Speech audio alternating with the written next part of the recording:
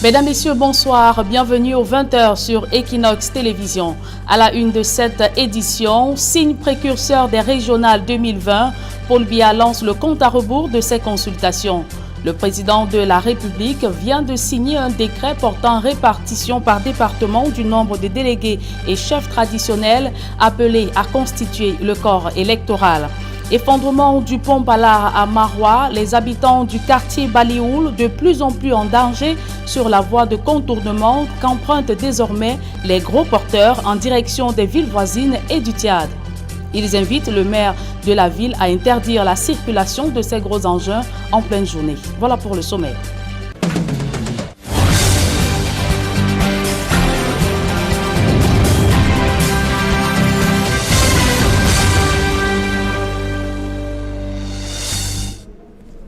Une fois de plus, bonsoir mesdames et messieurs et bienvenue aux 20h sur Equinox Télévision. Je vous le disais en titre, bientôt les régionales. Le chef de l'État a signé 2 décrets portant d'une part la fixation ou la répartition du nombre de conseillers régionaux par département et catégorie et d'autre part les montants des frais de participation aux élections régionales. Des textes qui annoncent la convocation du corps électoral en vue de ce scrutin pour les prochains jours. D'autres précisions avec Kemazou Matilda et Kedjara. Dans un décret signé du 2 septembre 2020, le président de la République du Cameroun fixe le nombre de conseillers régionaux par département et par catégorie. Il s'agit d'un nombre total de 900 conseillers repartis dans les 10 régions que compte le Cameroun, ce qui équivaut à 90 conseillers par région. Des conseillers constitués dans un premier temps de délégués de département auxquels viennent se greffer, en nombre un peu plus réduit, des représentants du commandement traditionnel. Le total de délégués de département est fonction du nombre d'arrondissements que compte le département. C'est ainsi que le département du Vouri compte le plus grand nombre de délégués, à savoir 30. Il est suivi de la Benoué qui en aura 28 et de la Vina qui en aura 25. Précisons tout de même que malgré ces variations, le nombre total de délégués par département reste 70. Les représentants du commandement traditionnel, quant à eux, varient par département certes, mais le total par région est évalué à 20, ce qui complète à 90 le nombre de délégués régionaux. En plus de ce décret, le chef de l'État a signé en outre fixant les modalités de prise en charge par l'État des frais afférents à la participation des membres des collèges électoraux à l'élection des conseillers régionaux. Et ces élections régionales nourrissent des débats très houleux dans la classe politique. Au-delà de la controverse sur l'opportunité de leur tenue dans un contexte de crise, certains leaders estiment qu'un flou entoure la loi pour ce qui concerne la place des chefs traditionnels. On voit tout cela dans ce reportage de Kemazou Matilda, Georges Mitterrandam et Donald Brice Kamgan. Pour la première fois, ils ont pris part à cette concertation régionale entre les CAM et les acteurs politiques. Autour de Pierre Titingwell, membre du conseil électoral en charge du littoral, les chefs traditionnels ont contribué aux côtés des formations politiques. Au menu, le bilan des inscriptions sur les listes électorales, le rôle de l'administration et surtout la place des autorités traditionnelles dans les conseils régionaux à venir. Sambaka trouve que le modèle d'intégration des chefs traditionnels dans les conseils régionaux présente de réels risques de les transformer en hommes politiques purs au détriment des us et coutumes dont ils sont censés être les dépositaires. La chambre des chefs traditionnels doit exister et les autres c'est les politiques. Sinon, qu'est-ce qu'on va subir? On va donc imposer aux chefs traditionnels de devenir des politiques et de choisir des partis politiques pour pouvoir diriger des régions. Je pense que l'esprit ce n'est pas cela. L'esprit c'est que nous ne perdions pas nos us et coutumes. Et au niveau de chaque région, nous devons avoir donc des chambres des chefs traditionnels. Sur cette question, Pierre Titingwell, comme les chefs eux-mêmes, estiment qu'il s'agit simplement de leur contribution à la gestion des affaires de la cité. Non, je ne pense pas. Je pense que les chefs traditionnels vont seulement les enrôler dans les problèmes nationaux, les problèmes du développement, le problème de la gouvernance, le problème de la démocratie. Ils ne doivent pas rester limités à la coutume, ce que nos ancêtres faisaient. Ils sont là aussi pour voir ce qui se fait aujourd'hui. Est-ce que les chefs traditionnels sont des sujets de second ordre. Nous sommes des citoyens comme tous les autres. Nous sommes des citoyens. Nous pouvons participer de la politique en restant chef. Pourquoi il faut nous remettre dans un coin parce qu'on est chef traditionnel? Parce qu'on ne réfléchit pas comme les hommes. On peut même être plus homme politique parce que nous vivons avec les gens. C'est la manière d'intégrer les gardiens de la tradition dans les instances de gouvernance qui fait débat, réagit un autre intervenant dans la salle. Pour les élections régionales en perspective, les préoccupations de l'opposition, c'est aussi l'administration réputée inféodée au parti au pouvoir, l'hypertrophie du RDPC. Le RDPC doit construire cette nation avec tous les Camerounais. Le RDPC doit construire cette nation avec tous ceux qui pensent à un Cameroun paisible et prospère. Nous voulons amener le Cameroun au firmament des grandes nations. Nous voulons construire ce pays avec la passion, avec l'amour, avec la fougue de la jeunesse, avec tout ce qu'on a. S'ils veulent construire cette nation avec tous les fils de la nation, avec nous tous y compris, je leur invite à faire preuve de beaucoup de sagesse à ces élections régionales qui viennent, qui acceptent de perdre une partie de leur électorat pour que le Cameroun seul en sorte grandit. Dans le littoral, 6688 personnes ont été inscrites sur les listes électorales entre avril et le 31 août, date de clôture annuelle des enrôlements. Des performances parmi les meilleures au niveau national où les restrictions liées au coronavirus ont infecté les campagnes. Et quelques semaines après la rencontre à Yaoundé entre le ministre de l'administration territoriale et les chefs traditionnels des régions en crise, le gouverneur de la région du Nord-Ouest, Adolphe Lélé Lafrique, a assisté à la deuxième réunion des chefs traditionnels de Fundong, c'est dans le Boyo. Ces gardiens de la tradition, dont quelques-uns ont récemment été enlevés, ont promis de tout mettre en œuvre pour le retour de la paix dans cette localité meurtrie par la crise. D'autres précisions avec Xavier Foucault. Fundong, chef-lieu du département du Boyo dans la région du nord-ouest Cameroun. C'est l'une des localités les plus affectées par la crise qui secoue les régions du nord-ouest et du sud-ouest du pays. Le seul lycée bilingue du coin avait été incendié et désormais abandonné dans la broussaille. Et les lieux de commerce sont presque inactifs. La vie y est bien plus difficile qu'avant.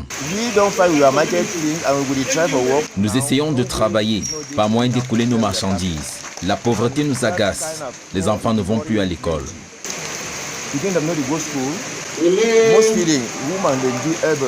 Avant, les femmes allaient au champ et nourrissaient leurs maris et leurs enfants. Avec la situation actuelle, ce n'est plus possible. Fatigués de vivre cette situation, les habitants de Fundong n'ont qu'un seul vœu, le retour à la paix. Ce que nous voulons, c'est que tout revienne à la normale comme c'était avant. Je souhaite que l'école reprenne, ainsi tout sera bien.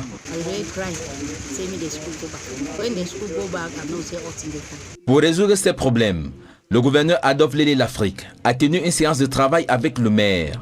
Il a également rencontré les chefs traditionnels, dont certains avaient été kidnappés selon des informations locales. Ceux qui ont assisté à la rencontre ont pris des engagements pour un retour à la normale dans la localité. Ils se sont engagés à appuyer les actions déjà entreprises par le chef de l'État au lendemain du grand dialogue national pour améliorer la situation dans la région du Nord-Ouest et du Sud-Ouest, en particulier dans le Boyo, où ils ont déjà contribué aux côtés des forces de sécurité, aux côtés des autorités administratives, à ramener une paix relative que nous avons pu apprécier en voyant que les activités économiques ont déjà recommencé. Les gardiens de la tradition ont également promis tout faire pour que l'école reprenne dès la prochaine rentrée scolaire. Le gouverneur a aussi rencontré les populations à la gare du coin, à qui il a exhorté de mettre sur pied les comités de vigilance. Il leur a également remis des kits de protection contre le Covid-19. Et le Premier ministre chef du gouvernement a présidé ce jour à l'immeuble Étoile à la toute première réunion du comité de suivi des résolutions du Grand Dialogue national. Les membres de ce comité ont relevé que beaucoup a été fait et suggèrent des pistes supplémentaires pour mieux implémenter les résolutions du Grand Dialogue national. Le compte-rendu de cette rencontre, c'est avec Joël Essengue et Guizogo. Après le Grand Dialogue national, c'est le temps de l'évaluation. Les membres du comité de suivi de la mise en œuvre des recommandations de cette rencontre avaient rendez-vous au Premier ministère. En sa qualité de président du comité de suivi de ces assises, le Premier ministre a rappelé que le chef de l'État avait privilégié le dialogue comme moyen de résolution de la crise dans le nord-ouest et le sud-ouest dès sa survenue. Dès les premières heures de la crise dans les régions du nord-ouest et du sud-ouest, le chef de l'État a toujours et sans relâche opté pour le dialogue comme moyen par excellence de résolution des préoccupations soulevées. Justifiant alors la convocation du grand dialogue national, il a indiqué que les travaux du comité de suivi entendent perpétuer la logique née du grand dialogue national. C'est dans cette perspective qu'il a bien voulu convoquer le grand dialogue national, instance suprême du dialogue à l'échelle nationale. Cette plateforme qui a réuni nos compatriotes de tous bords, issus des communautés locales, des villages, des métropoles urbaines et de la diaspora. Ce comité de suivi constitue le prolongement de la volonté du chef de l'État de préserver cette belle dynamique née du grand dialogue national. Dans la foulée, le porte-parole du grand dialogue national a tenu un point de presse lors duquel il a affirmé que beaucoup a été fait. La libération de 333 personnes détenues dans le cadre de la crise suscitée, la création puis l'opérationnalisation du Comité national de désarmement, la création de l'École nationale d'administration locale, le statut des zones économiques sinistrées aux régions de l'extrême nord, du nord-ouest et du sud-ouest. Pour autant, le comité de suivi du grand dialogue national fait des propositions supplémentaires.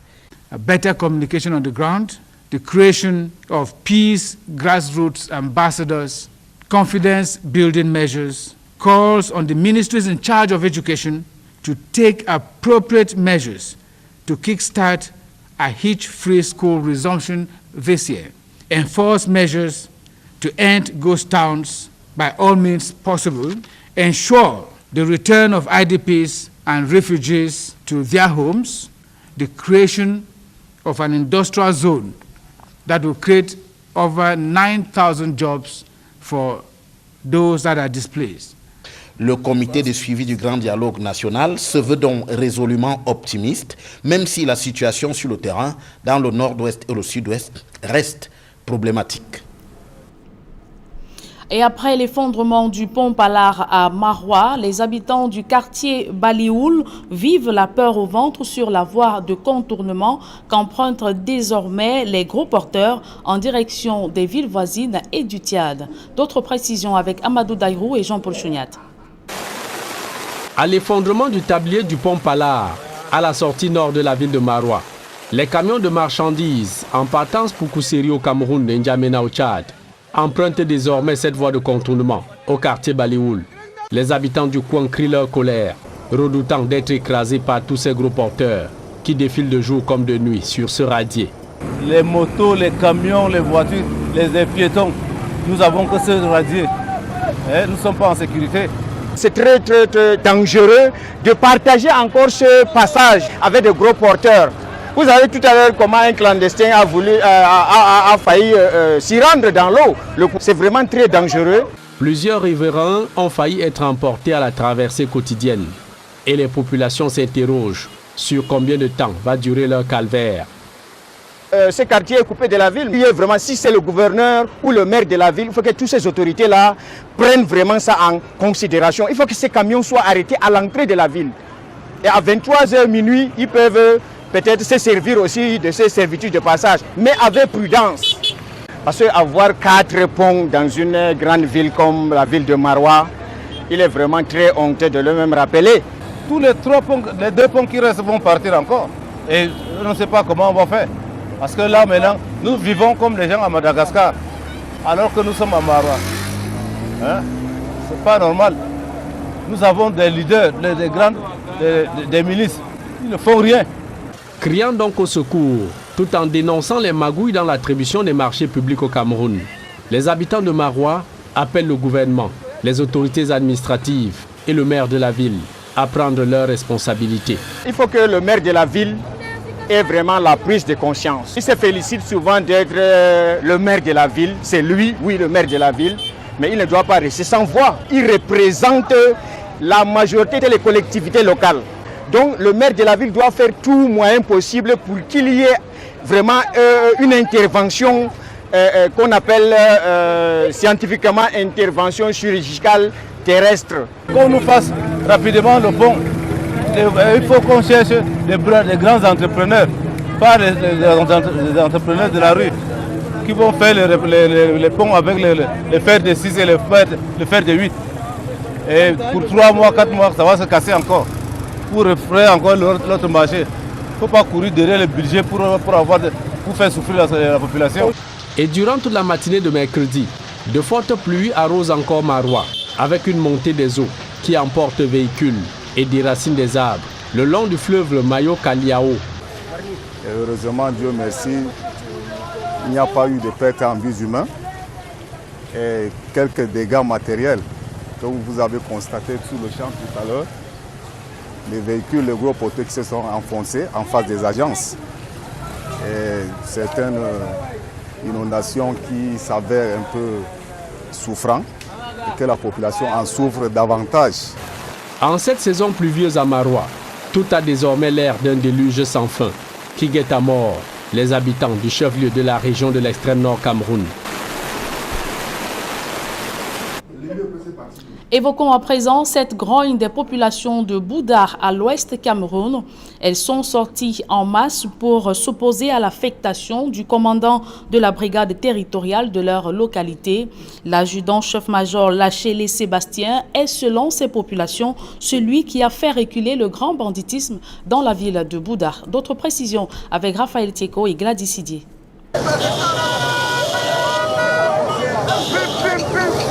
De mémoire, jamais l'affectation d'un commandant de brigade n'a fait autant de remous. Les populations de la ville de Mbouda sont mécontentes du départ de celui qui, en l'espace de 2 ans, a réussi à faire reculer le grand banditisme dans cette partie du pays. Nous sommes tellement dépassés comme la situation, comme nous sommes en train de voir ici à l'instant. Tellement les bandits ici à Bouda, c'est devenu compliqué. Si bien où, quand on annonce qu'on va affecter le commandant, ça devient un problème. Nous soulignons que le commandant qui est ici, qui continue avec son travail. L'adjudant-chef-major Lachélé Sébastien, jusque-là à la tête de la brigade territoriale de Mbouda, à en croire les populations, a réussi à ramener calme et quiétude dans une ville qui connaissait un pic d'insécurité. La crainte des uns et des autres aujourd'hui, c'est de revivre après son départ des scènes d'agression et de cambriolage, de mauvais souvenirs qui avaient pourtant déjà été oubliés. La pilule est certes difficile à avaler pour ces populations, mais il faut pourtant s'y faire, puisque l'adjudant-chef-major Lachélé Sébastien est désormais affecté à la brigade territoriale de Ngoumou, dans le centre. Cette affectation, selon des sources, serait la conséquence d'un conflit entre le commandant de la brigade territoriale de Mbouda et les autorités administratives de la ville.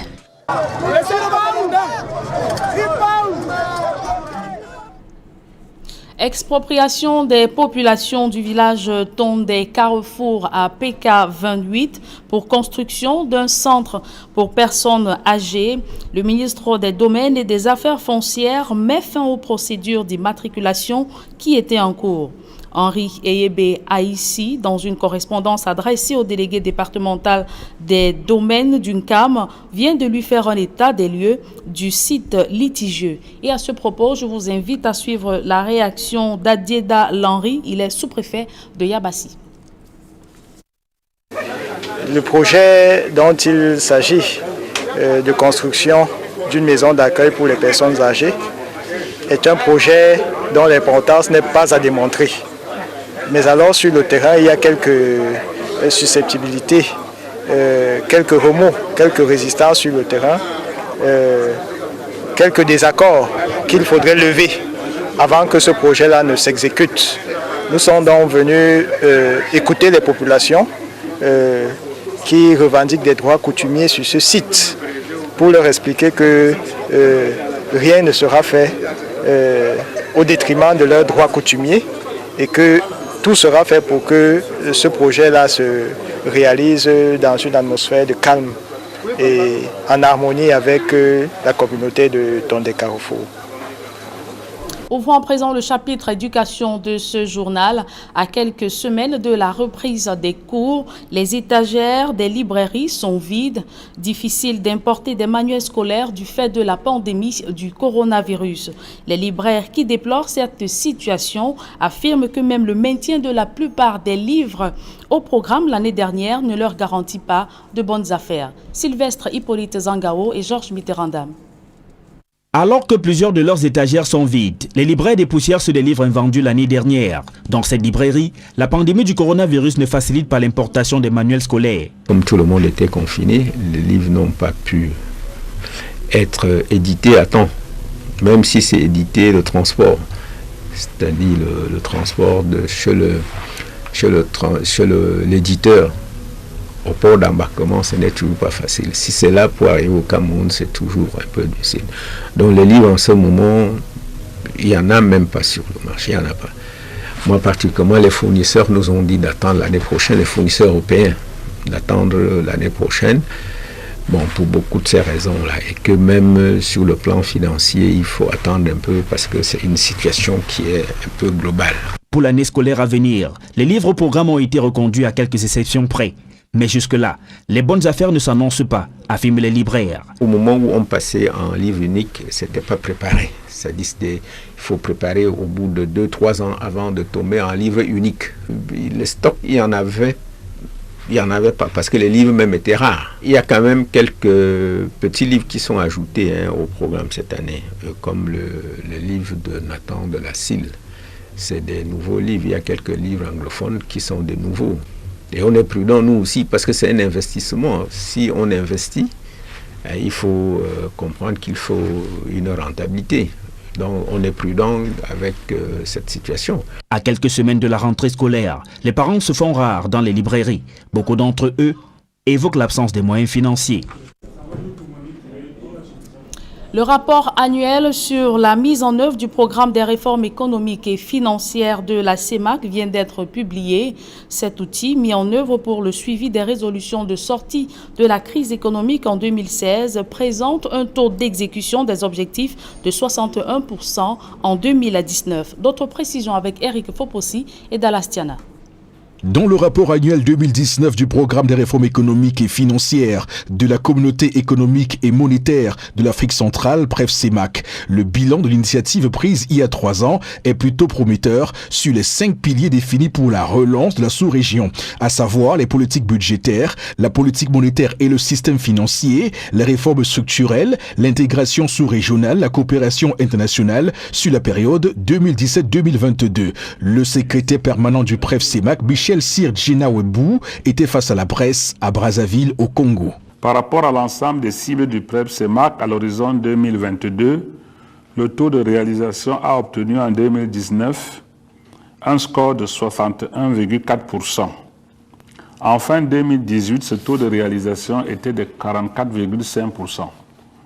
Ceci met en lumière une accélération de la mise en œuvre du programme en 2019. Cette accélération de la mise en œuvre du PREF CEMAC en 2019 est la conséquence de la progression de la production pétrolière dans tous les pays, à l'exception de la Guinée équatoriale, mais aussi une bonne tenue de l'activité économique non pétrolière au Cameroun, au Gabon et au Tchad. Les efforts déployés par nos États ont permis à l'économie de la CEMAC dans son ensemble de poursuivre sa reprise. N'était-ce le choc du coronavirus qui est venu?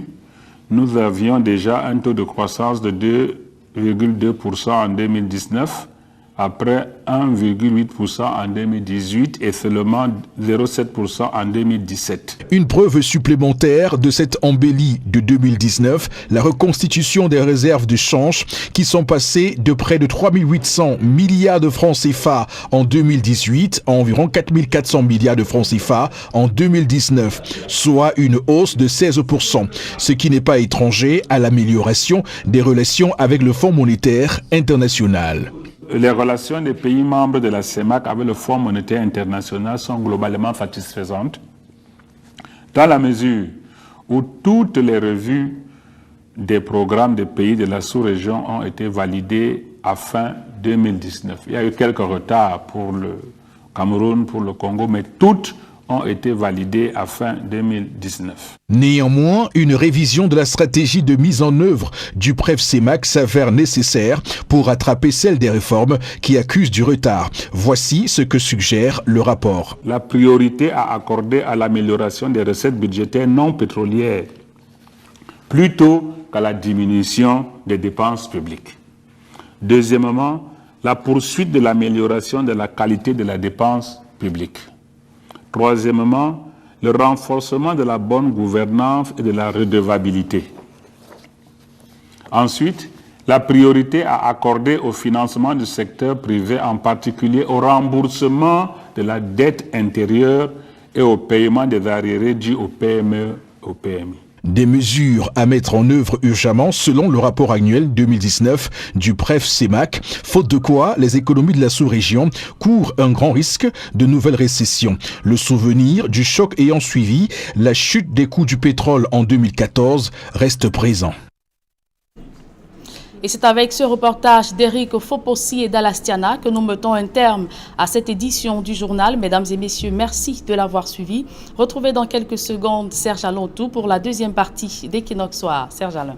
Voilà, justement, Julien Berthe Bissaï, nous prenons la direction des Bamboutos où on a assisté là-bas à un phénomène inédit. Les populations s'opposent à l'affectation du commandant de la brigade de terre de cette localité. Vous l'avez dit, Serge Alain Otto, les populations de Bouddha s'opposent au départ du commandant de la brigade territoriale de leur localité affectée en Goumou dans la région du centre. Selon ces populations, l'adjudant-chef-major Sébastien Achélé a beaucoup œuvré pour faire reculer le grand banditisme dans leur localité. On dira de l'inédit au Cameroun. Serge Alain Otto. Justement, il va dans le département de la Meufouakona. On l'attend de ce côté-là. Bon, bonne soirée à vous, Julien Berthe Bissaï. Très bonne soirée à vous, Serge Alain. Rendez-vous demain. 20h.